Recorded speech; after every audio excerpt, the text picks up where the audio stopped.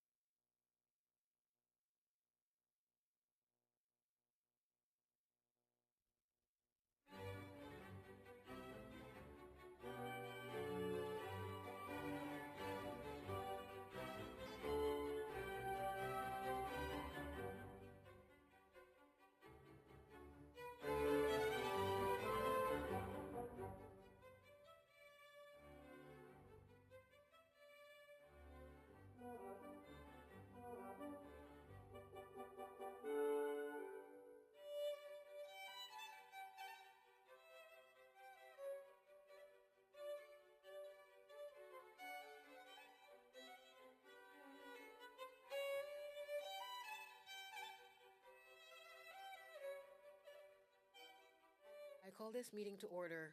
Welcome to meeting number 11 of the Special Joint Committee on the Declaration of Emergency, created pursuant to the order of the House of March 2nd, 2022, and the Senate on March 3rd, 2022.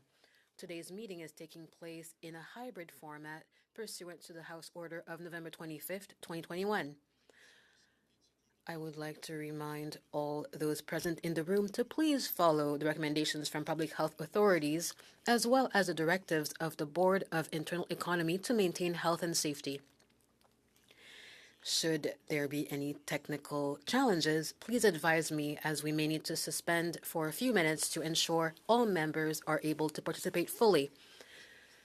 Witnesses should also be aware that interpretation is available through the globe icon at the bottom of their screen.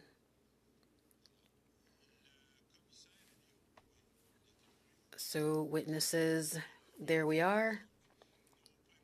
So the first witnesses are Commissioner and senior OPP officials. They will be here during the first half of the meeting, and that's all we will have for tonight, given the decision that we just took. So welcome to the OPP's commissioner and his officials.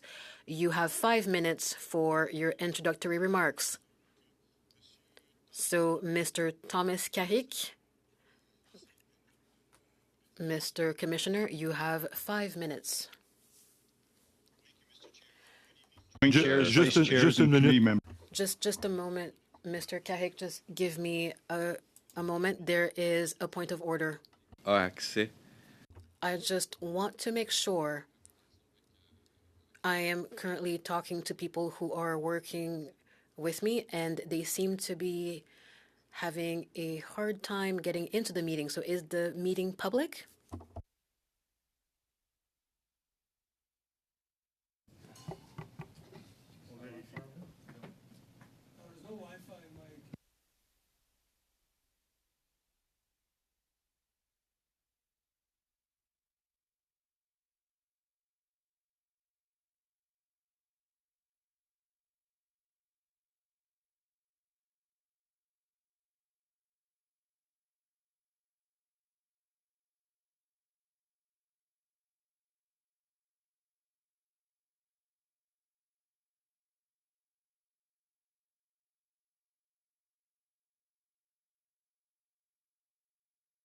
Alors, Monsieur Carrick, on vérifie.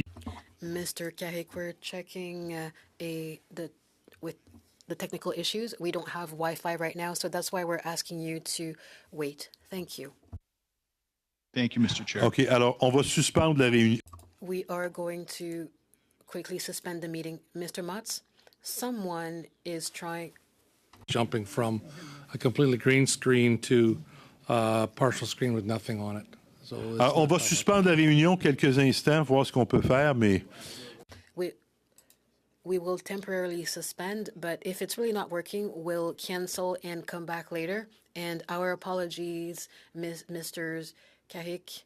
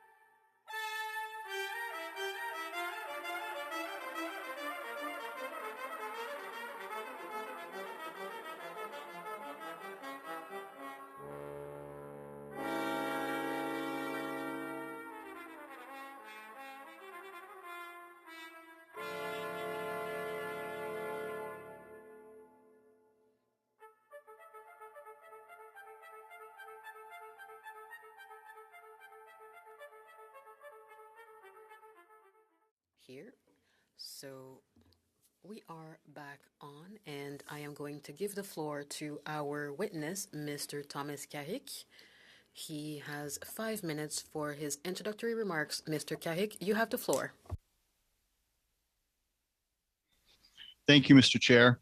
I'm joined here today by OPP Deputy Commissioner of Field Operations, Chris Harkins, and Chief Superintendent Carson Party, who was assigned to the integrated planning process. Under the Ontario Police Services Act, the OPP has a unique dual mandate, providing frontline policing services to 328 municipalities across the province, as well as providing assistance and/or specialized support to municipal police services upon request. As it relates to the Freedom Convoy and the associated illegal blockades in the city of Ottawa, the OPP's Provincial Operational Intelligence Bureau commenced reporting to our policing partners on January the 13th, 2022. As of January the 22nd, daily intelligence reports focused on the convoy headed to Ottawa and the anticipated protest movements across the province. The intelligence reporting was shared with more than 35 Canadian law enforcement and security agencies. As the convoy crossed the Manitoba-Ontario border and traveled across the province until it arrived in Ottawa on January 28th. OPP officers professionally fulfilled their duties without incident.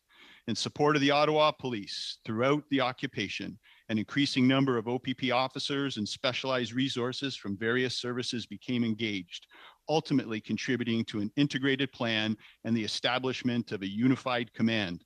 Simultaneously, our members responded to many other convoy demonstrations that consistently and repeatedly emerged in communities across Ontario, including but not limited to the critical blockade of the Ambassador Bridge, the blockade of Highway 402, multiple other attempts to block Canada-US land border crossings, and demonstrations that posed a risk to the area of the Ontario legislature.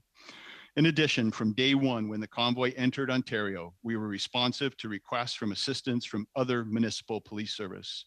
This was a provincial and national emergency that garnered international attention. In response, the OPP and more than 20 other police services from across the country. Un instant, Monsieur Carrick. On met...